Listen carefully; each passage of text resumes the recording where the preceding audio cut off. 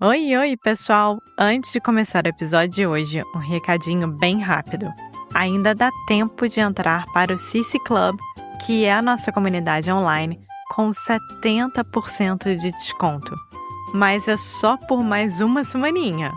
A ideia era fazer essa promoção em fevereiro, para comemorar várias novidades do Cici Club. Mas se você tem escutado os últimos episódios, sabe que a nossa vida virou de cabeça para baixo. Agora que as coisas estão voltando ao normal, a gente está retomando ao trabalho e decidimos deixar o desconto aberto até o fim do mês. Então, se você curte esse podcast, vai adorar o Cici Club. A gente criou esse espaço especialmente para quem acompanha a gente por aqui. Se você estava pensando em entrar, agora é a hora de aproveitar e garantir a sua assinatura com um super desconto que é de 70%. No final do episódio, a gente explica melhor como funciona e, claro, você sempre pode falar comigo ou com o Foster se você tiver qualquer dúvida. Bora pro episódio? Então vamos lá! Agora, um assunto que eu acho que interessa a nós duas muito, a dança. A dança, eu vi um vídeo seu, eu não sei com quem agora, eu esqueci, mas enfim, que você falou que a dança te ajudou muito no processo de aprendizado da língua. No Ah, meu caso, ajudou no seguinte, por exemplo, eu dancei balé desde 2 anos de idade, parei já há um tempo, porque não dá para fazer tudo nessa vida, não, né, não tem não como, dá. infelizmente. Mas a dança, ela me ajudou no sentido de fazer um roteiro, né, porque você tinha que fazer a coreografia para se apresentar, e Sim, então você entrega o produto final para as sim, pessoas, né, na sim, apresentação. Comigo, eu sempre faço um roteiro quando eu tenho uma experiência nova em inglês. claro. Então, isso me ajudou muito, muito, muito, principalmente quando eu fui conhecer os pais do Foster pela primeira vez, quando eu tenho que conhecer algum amigo dele, que é muito importante para ele. Então, eu sempre falo assim: como é que eu me vejo nessa É. situação? A coreografia, principalmente, né, que eu trabalhei com coreografia desde 12 anos de idade, até basicamente que terminei o high school, porque eu estava fazendo coreografia para teatro musical e também para os diferentes coros lá no nosso high school, porque minha mãe era diretora do coral. Enfim, a coisa com coreografia é o seguinte, eu não anotava coisas da coreografia, eu não era uma dessas pessoas que, às vezes, eu desenhava bastante coisa nas formações e tal dos grupos, mas eu não anotava passos, nada assim, estava todo dentro da minha cabeça. Então, desde muito pequena, eu treinei a visualização. E até hoje é uma das coisas que eu acho mais importante quando você está aprendendo um novo idioma, porque você precisa poder visualizar você é naquela situação e, sim, treinar os passos, que uma conversa tem passos, é uma dança. O que a gente está fazendo aqui é uma dança. Eu tenho que escutar você, tem um ritmo que a gente está levando aqui. Então, é muito musical. Língua é muito musical, né? Exatamente. Aí, essa coisa de visualização e a preparação, igual que você falou, eu falo, certinho para todos os meus alunos fazer a mesma coisa, que é doido, Alexia, mas as pessoas querem falar inglês com uma coisa, querem que seja muito natural, muito automático. Eles acham que se você tem que se esforçar é porque você tá burro, ou porque você não consegue. Eu falei, meu Deus do céu, eu É tô o falando oposto. português, é o oposto, eu tô falando português há uns 5, 6 anos, e eu ainda pesquiso coisas o dia todo, eu olho exemplos o dia todo, eu faço roteiro também para coisas difíceis quando é uma nova conversa, né, ou sobretudo uma conversa que é muito importante para novas situações. Sim. Então, você tem que fazer, se você tem que preparar. Eu li uma coisa uma vez, eu sei, era um podcast de Tim Ferriss, que ele estava fazendo, acho, com Jamie Foxx. Uhum. Eu acho que foi esse, mas enfim. Aí eles estavam conversando sobre stand-up. Não, não era Jamie Foxx, era outro, mas enfim. Estava conversando sobre stand-up e ele estava conversando com alguém, um ator, que falou como que ele prepara para, tipo, uns 8 dias. Prepara por muito tempo antes de fazer um podcast, e essas são duas histórias separadas, um que tem a ver com stand-up, outro que tem a ver com esse cara. O podcast de Tim Ferriss era com, eu acho que Martin Short, que é um comediante também, que ele, antes de uma entrevista, ele prepara um monte, mas um monte, 8 dias seguidos, o dia todo, ele prepara para as entrevistas. E ele é super mega famoso ainda, mas porque ele sabe que esse é um momento importante que tem que preparar. E isso está na língua dele, né? Na língua nativa. E também tem situações de stand-up onde que eles treinam os jokes deles, as Uhum, piadas, 1.000 vezes para medir a reação da audiência, né? Para exatamente. entender a reação das pessoas e do público. Todo mundo acha que eles vão para o palco, contam uma piada e é muito engraçada pela primeira vez. Meu Deus do céu, é só assim, essa piada está treinada há 2 anos, 3 anos. É uma coisa que precisa fazer roteiro, precisa treinar, precisa medir a reação do outro para ver se a pessoa entendeu o nosso caso, para ver se a pessoa entendeu, o que entendeu, o que palavras que você tem que mudar, que ordem das palavras que deve trocar, será que você consegue inserir uma gíria para que seja mais Sim, natural, mas é trabalhoso. E todo é mundo, muito. todo mundo quer que seja uma coisa muito orgânica. Eu falo, entende que não vai ser assim, às vezes não por muito tempo. E eu vejo que a necessidade do imediatismo em tudo. Então, assim, é igual quando a gente está fazendo Instagram, né? Você quer ter likes, você quer ter comentários e tal, não sei o quê. A mesma coisa com a língua. Não, É. a língua é um processo, é uma coisa que você vai, gera. A gente é um reflexo da cultura, né? E da Sim, cultura que a gente está vivendo hoje em dia é muito assim.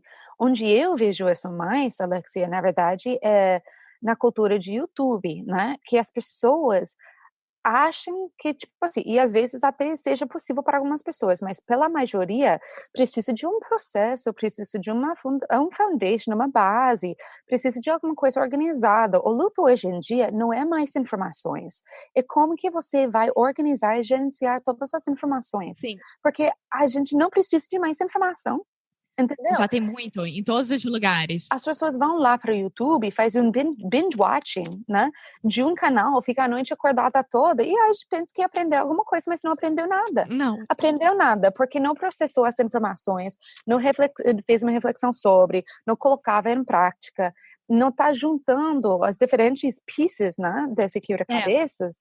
Então, é uma coisa muito doida. As pessoas estão consumindo muitas informações, mas do jeito errado. E não consegue focar, e não consegue melhorar, não consegue se motivar, não consegue nada, porque tem tudo ao mesmo tempo. E esse aí realmente é o grande luto hoje em dia. Esse, como professora, é isso que eu acho que é meu trabalho principal. Claro, eu crio material didático, eu tenho o maior prazer em fazer isso. Obviamente, você precisa de alguma coisa para estudar. Mas eu não considero a maior parte de meu trabalho como uma criadora de conteúdo, né? Porque todo mundo pode achar um monte de conteúdo hoje em dia. A maior parte é ruim, muito não é de alta qualidade e muitas informações erradas. Então tem que ter muito cuidado. Mas o que as pessoas estão realmente precisando é um coach, entre aspas, né? O que eu faço de language coaching também. As pessoas estão precisando ajuda com o comportamento, né? Essa rotina de estudar e como desenvolver esses hábitos que realmente vai levar a pessoa a ter um foco, né? E ter um pouco de paciência com esse processo para que o processo também seja gostoso. Sim, sim, eu acho isso tudo. Agora, hoje em dia, o que que você considera a sua maior dificuldade com português? O que que você está lutando contra? Hum, boa pergunta. Boa pergunta. Eu acho Porque eu, que por exemplo, em inglês, eu uhum. tenho muita dificuldade, por exemplo, com a palavra something.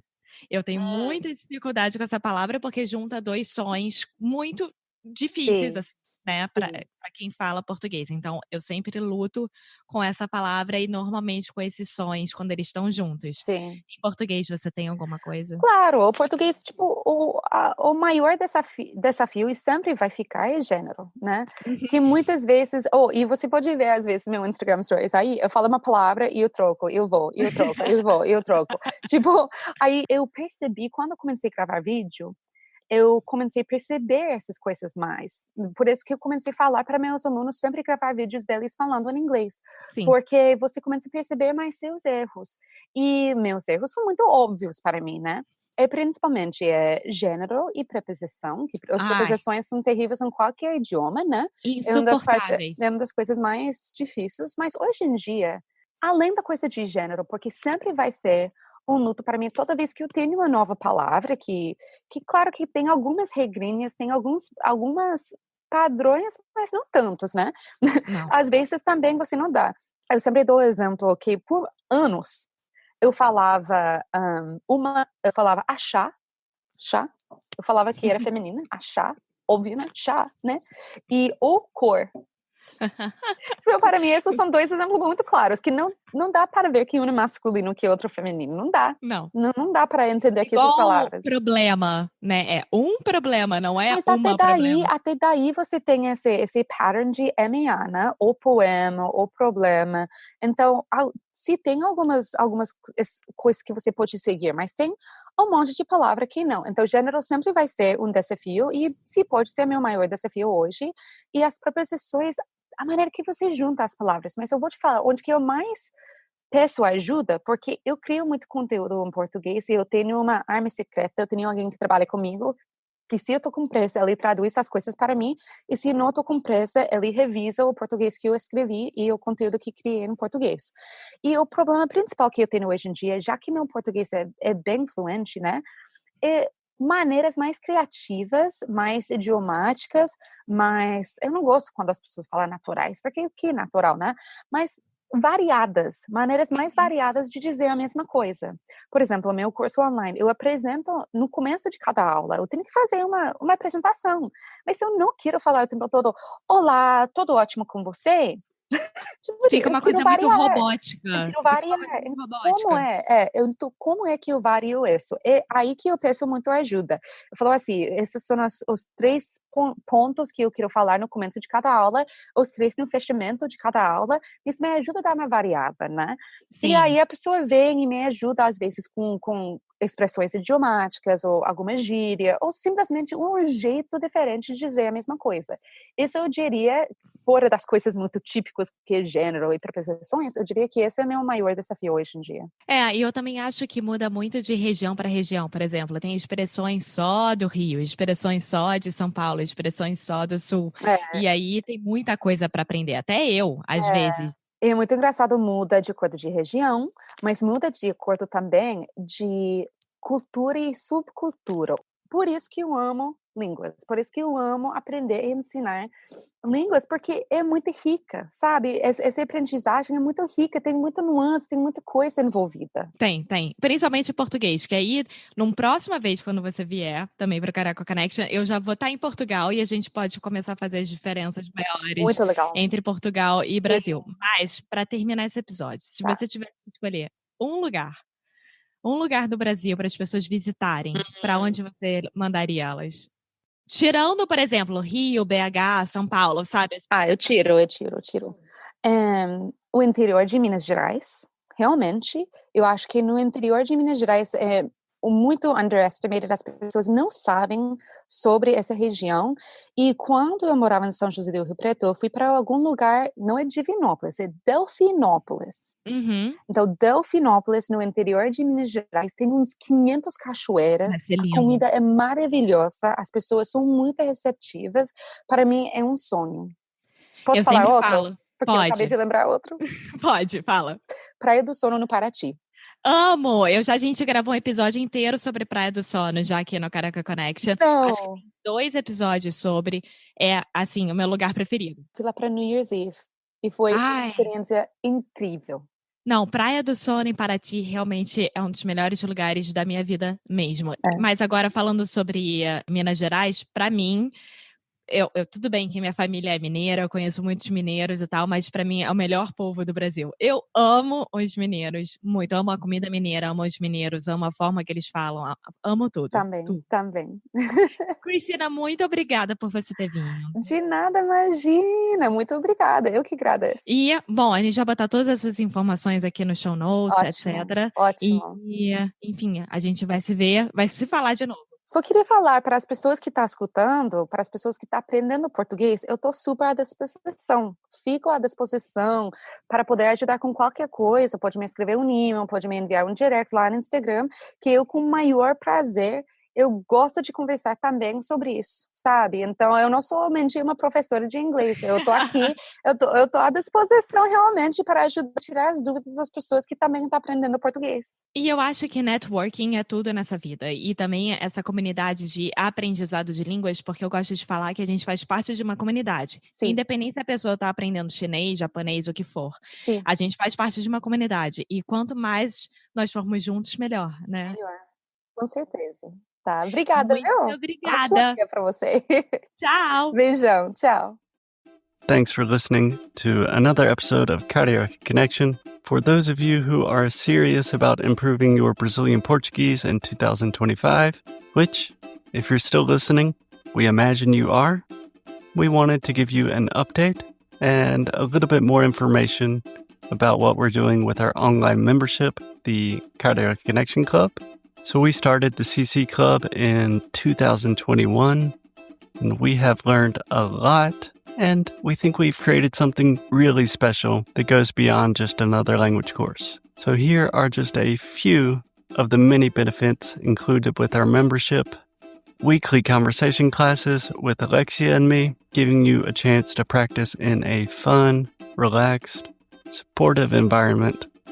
You'll get access to comprehensive worksheets for each podcast episode, essentially turning each episode into a detailed study guide, a free introductory coaching call, exclusive access to our special projects, like our Fundamentals of Brazilian Portuguese course, and our more advanced Adventures with Alexia series, early access to podcast episodes months before they are published, members only Ask Me Anything episodes, and much, much more.